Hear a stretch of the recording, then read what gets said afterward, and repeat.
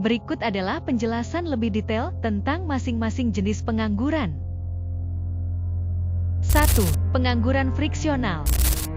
Pengangguran friksional terjadi ketika individu berada dalam masa transisi antara pekerjaan.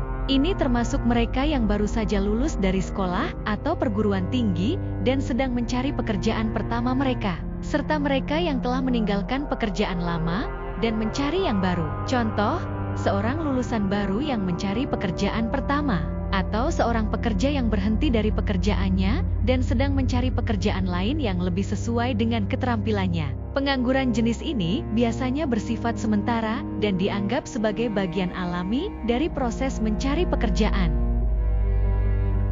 2. Pengangguran struktural.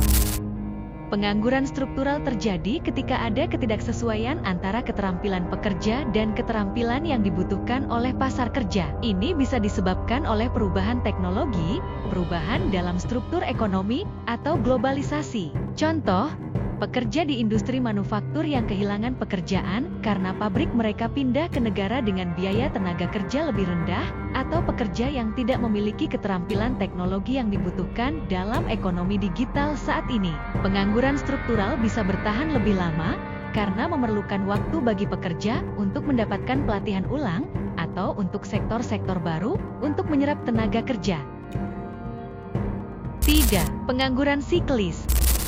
Pengangguran siklis disebabkan oleh fluktuasi dalam siklus bisnis atau ekonomi. Saat ekonomi mengalami resesi, permintaan barang dan jasa menurun, sehingga perusahaan mengurangi produksi dan mempekerjakan lebih sedikit pekerja. Contoh, selama resesi ekonomi global 2008, banyak perusahaan di berbagai sektor mengalami penurunan permintaan dan harus memberhentikan karyawan mereka. Pengangguran ini cenderung meningkat selama masa resesi dan menurun selama periode pertumbuhan ekonomi.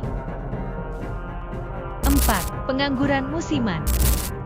Pengangguran musiman terjadi ketika pekerjaan hanya tersedia pada musim tertentu. Kerjaan yang bergantung pada musim atau waktu tertentu dalam setahun, seperti pertanian, pariwisata, atau konstruksi, seringkali menyebabkan pengangguran musiman. Contoh, pekerja di sektor pertanian yang tidak memiliki pekerjaan selama musim tidak panen, atau pekerja di industri pariwisata yang menghadapi penurunan pekerjaan selama musim sepi turis. Pengangguran ini dapat diprediksi dan seringkali bersifat sementara, tergantung pada siklus musim atau waktu dalam setahun.